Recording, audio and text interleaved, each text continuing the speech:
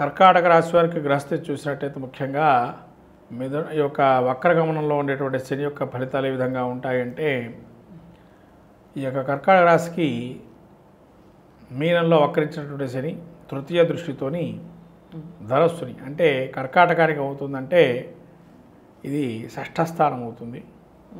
ఈ షష్ఠస్థానంలో రుణ రోగాదులు ఏవైతే ఉంటాయో అవన్నీ నశించిపోవటము, శత్రువుల్ని బాధ నుంచి బయటపడటం, తర్వాత ఏదైనా ఒక కార్యక్రమం నిమిత్తం డబ్బు వెచ్చించడం లాంటిది, స్థిరాస్తికి సంబంధించి కొంత వ్యవహారాలు ముందరకు వేద్దామని ఆలోచనతో ఉండటం, అష్టమ స్థానంలో కూడా శని సంచారం చేస్తుంటాడు కదా వక్రగమనం వల్ల కొంతవరకు అష్ట కష్టాలు కూడా గోచరిస్తుంటాయి. అంటే ఒకటి తర్వాత ఒక కష్టం వస్తూ ఉంటుంది.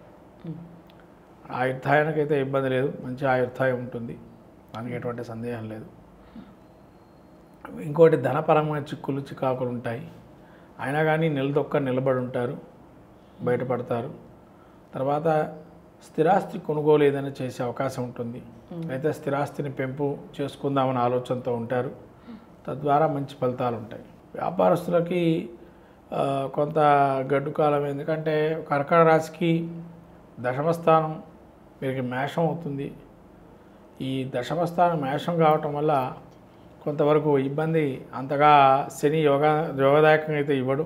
ఎందుకంటే వీరికి దృష్టి ఏదైతే ఉందో తృతీయ సప్తమ దశమ దృష్టిదులు మనం చూసుకున్నట్టయితే ఈ వృషభం మీద పడుతుంది, తర్వాత మేషం మీద పడుతుంది. కాబట్టి పెద్దగా యోగదాయకం అయితే ఉండదు. వ్యాపారం అయితే కుటుంబం పరంగా కొన్ని ఇబ్బందులు అయితే ఉంటాయి, వాటిని నిలదొక్కొని ఉండాలి.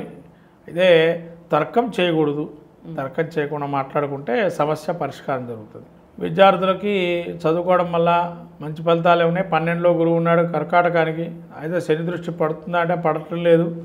కాబట్టి కఠోర తపస్సు చేసినా కూడా కొంతవరకు శని ఏకాదశంలో ఉంది కాబట్టి ఏదైనా బ్యాక్లాగ్స్ ఏమైనా ఉంటే కనుక అవన్నీ కూడా వెళ్ళిపోతాయి.